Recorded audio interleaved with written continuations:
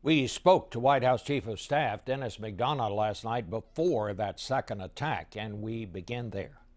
We've obviously made clear that we abhor this and will not let these kinds of attacks stand. We're scheduling a summit late in the week, a 3-day summit at the State Department on countering violent extremism, because we know that AQAP, Al-Qaeda on the Arabian Peninsula, has plans to do things like this around the world. So we got to make sure that we're staying one step ahead of them. The situation in Ukraine, are you optimistic that this ceasefire can hold? The proof will be in the pudding. The Russians have a lot to account for here, and we'll see exactly what happens here.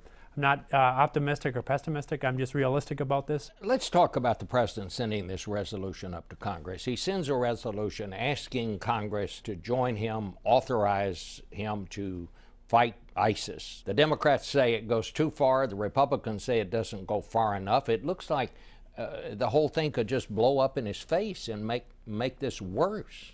We've put together what we think is the likeliest outcome to get a strong bipartisan showing. They're going to have hearings on it. They'll make some decisions for themselves. We've given them a good place to start. We'll see where they end.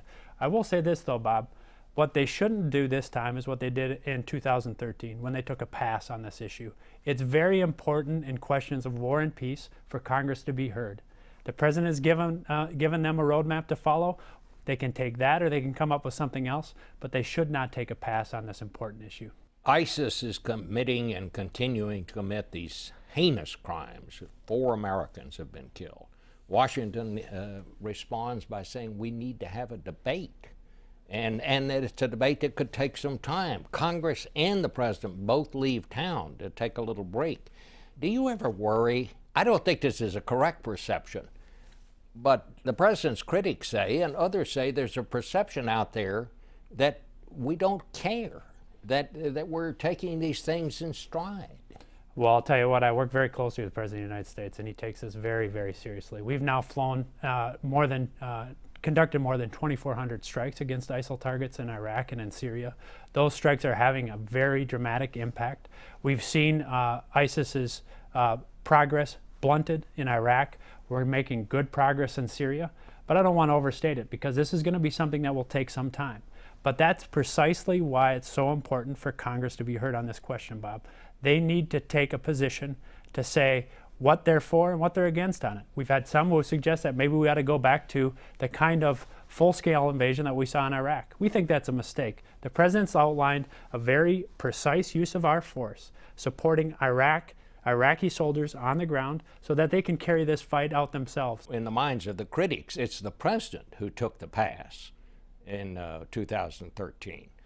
Oh, I understand that, exactly. And what we saw was a very forthright and determined threat of the use of force that led to an important agreement that resulted in all of Syria's chemical weapons not only being accounted for, but being destroyed. As a result of our pressure, the Syrians gave up and destroyed their chemical weapons. There's an awful lot of work yet to be done. We think Congress should be heard on it.